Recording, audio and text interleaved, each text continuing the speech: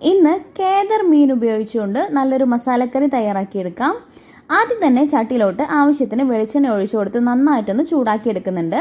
വെളിച്ചെണ്ണ നന്നായിട്ടൊന്ന് ചൂടായി വരുമ്പോൾ ഇതിലോട്ട് ഉലുവ, ചതച്ചു വച്ചിരിക്കുന്ന പെരിഞ്ചീരകം, ഇഞ്ചി, വെളുത്തുള്ളി, പച്ചമുളക് എന്നിവ ചേർത്തതിന് ശേഷം നന്നായിട്ടൊന്ന് വഴറ്റിയെടുക്കുന്നുണ്ട്. ഏകദേശം ഒരു ഗോൾഡൻ കളർ ആകുന്നത് വരെ ഒരു മീഡിയം ഫ്ലെയിമിലോട്ടിട്ട് നന്നായിട്ടൊന്ന് വഴറ്റിയെടുക്കാം. ഇനി ഇതിലോട്ട് അരിഞ്ഞു വെച്ചിരിക്കുന്ന ചെറിയ ഉള്ളി കൂടെ ചേർത്ത് കൊടുത്തിട്ട് നന്നായിട്ടൊന്ന് വഴറ്റിയെടുക്കുന്നുണ്ട്.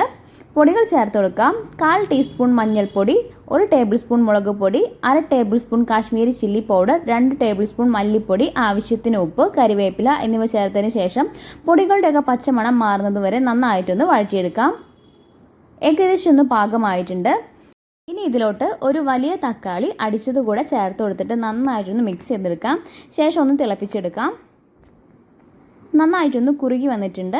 ഇനി ഇതിലേക്ക് കുതിർത്ത് വെച്ചിരിക്കുന്ന പുളിയുടെ വെള്ളം കൂടെ ചേർത്ത് കൊടുക്കാം. 1 കപ്പോളം ചൂടുവെള്ളം കൂടെ ചേർത്ത് കൊടുത്തതിന് ശേഷം തിള വരുന്നത് വരെ ഒന്ന് വെയിറ്റ് ചെയ്യാം. ഏകദേശം നന്നായിട്ടൊന്ന് തിള വന്നിട്ടുണ്ട്. ഇനി ഇതിലോട്ട് നമുക്ക് വൃത്തിയാക്കി വെച്ചിരിക്കുന്ന കേദർ മീൻ ഇട്ട് കൊടുക്കാം. മീനിൻ്റെ കഷ്ണങ്ങളെല്ലാം ചേർത്ത് കൊടുത്തിട്ടുണ്ട്. ഇനി കുറച്ച് നേരം നമുക്കിതൊന്ന് അടച്ചു വെച്ച് വേവിച്ചെടുക്കാം. ഏകദേശം നന്നായിട്ടൊന്ന് തിള വന്നിട്ടുണ്ട് കേട്ടോ. ഇനി ഇതിന് മുകളിലായിട്ട് കുറച്ച് കറിവേപ്പിലയും പച്ച വെളിച്ചെണ്ണയും കൂടെ ഒഴിച്ചു കൊടുത്തതിന് ശേഷം നമുക്ക് ഗ്യാസ് ഓഫ് ചെയ്യാം. അപ്പോൾ നമ്മുടെ കേദർ മീൻ മസാലക്കറി ഇവിടെ തയ്യാറായിട്ടുണ്ട്. നമ്മുടെ ഇന്നത്തെ റെസിപ്പി എല്ലാവരും ട്രൈ ചെയ്ത് നോക്കുക. ബൈ.